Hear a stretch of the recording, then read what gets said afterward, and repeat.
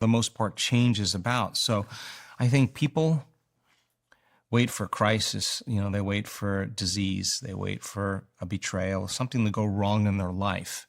And that's when they go, okay, I'm ready to change. My message is, why wait, dude? Like, why wait for that? We can learn and change in a state of pain and suffering. We can learn and change in a state of joy and inspiration.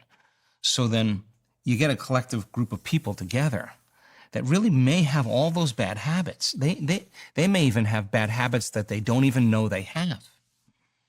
And then all of a sudden they become aware that they've been blaming and complaining and making excuses and feeling sorry for themselves and procrastinating. And they start to reason, if my personality creates my personal reality, if I'm going to create a new personal reality, I got to change my personality. Because this guy that's this isn't the guy that wants to be happy. This is the guy who's committed to being unhappy. Okay, let's break it down. Let's get down to the fundamentals. And now we give them a roadmap of their thoughts, behaviors, and emotions that they have lived by. Is that step 2? Yeah, you could say that step 2 is becoming conscious of your unconscious self, and then becoming conscious of a new self, reinventing a new self.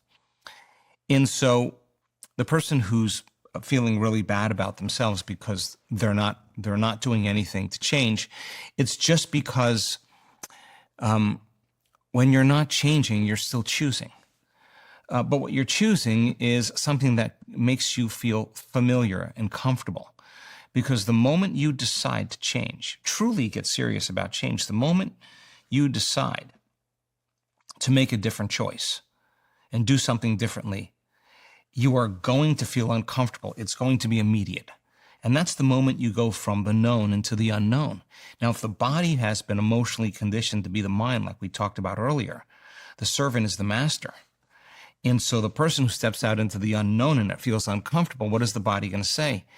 Get back to suffering. Get back to feeling bad. Get back to feeling guilty. At least that's familiar, that's known. So tell a person there's going to be a biological death of the old self. Neurologically, chemically, hormonally, genetically, the old self's going to die. Just know that that's going to happen. But instead of white-knuckling it across the river of change, we're going to give you something to do, because that unknown place is the perfect place to create in. So let's get you into the unknown, but let's get you there where you're relaxed and awake. You're not escaping.